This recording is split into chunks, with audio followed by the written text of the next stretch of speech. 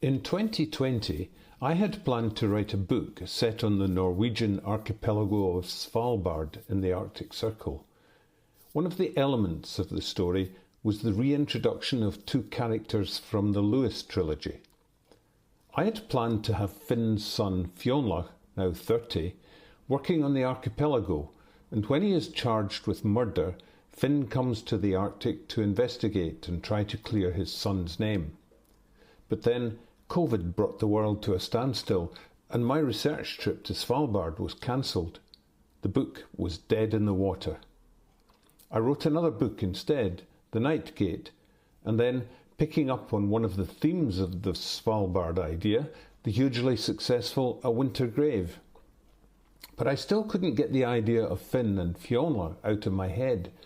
Perhaps I could take that story back to the Isle of Lewis, employing my cast of characters from the Lewis trilogy 12 years on, effectively coming full circle.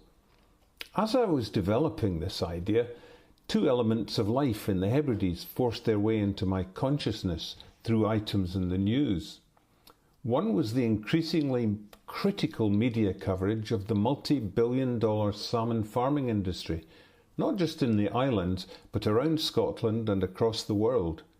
The second was the recent stranding of more than 50 pilot whales on a beach on the east coast of Lewis. Slowly, these elements began to thread their way into my storyline. My subsequent research into salmon farming changed my life forever.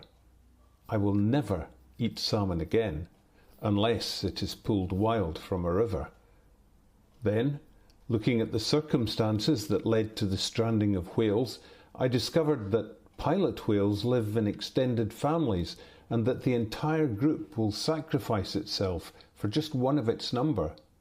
This chimed with the theme of my book, which was about family and sacrifice, and I found an echo of my story in this huge stranding event.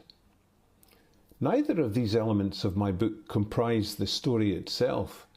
They are the backdrop to a way of life in the Hebrides in the 21st century, against which my father and son story is set. A girl has been found dead.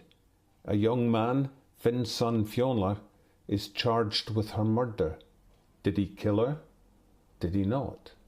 That's what Finn must find out.